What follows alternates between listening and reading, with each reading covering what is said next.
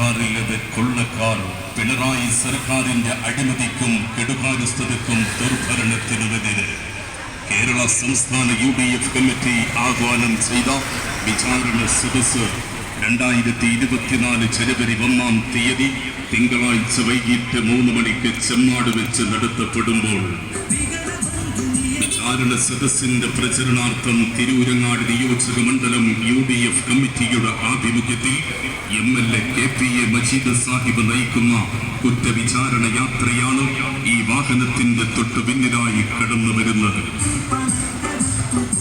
നിർധനരും നിത്യരോഗികളും വിധവകളും ഭിന്നശേഷിക്കാരുമടക്കം അനേകായിരം പേർക്ക് ക്ഷേമ പെൻഷൻ പോലും നൽകാൻ വകയില്ലാത്ത വിധം കടം വാങ്ങി മുടിഞ്ഞും കുത്തുവാളയെടുത്തും കേരളം ഒപ്പുവെച്ച കലം പോലെയായി മാറുന്നു.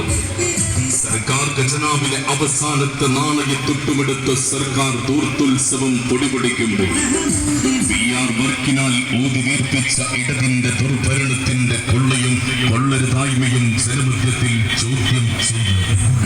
സർക്കാരില്ലത് കൊള്ളക്കാർ എന്ന ശീർഷകത്തിൽ കേരള സംസ്ഥാന UDF കമ്മിറ്റി ആഹ്വാനം ചെയ്ത വിചാരണ സദസ്സ് 2024 ജനുവരി 1-ാം തീയതി തിങ്കളാഴ്ച വൈകിട്ട് 3 മണിക്ക് ചെമ്മാട് വെച്ച് നടത്തപ്പെടുമ്പോൾ വിചാരണ സദസ്സിന്റെ പ്രചരണാർത്ഥം തിരൂരങ്ങാട് നിയോജക മണ്ഡലം UDF കമ്മിറ്റിയുടെ ആഭിമുഖ്യത്തിൽ MLA KPA മജീദ് സാഹിബ് നയിക്കുന്ന കുറ്റവിചാരണ യാത്രയാണ് ഈ വാഹനത്തിന്റെ തൊട്ടു പിന്നിലായി കടന്നു വരുന്നത്.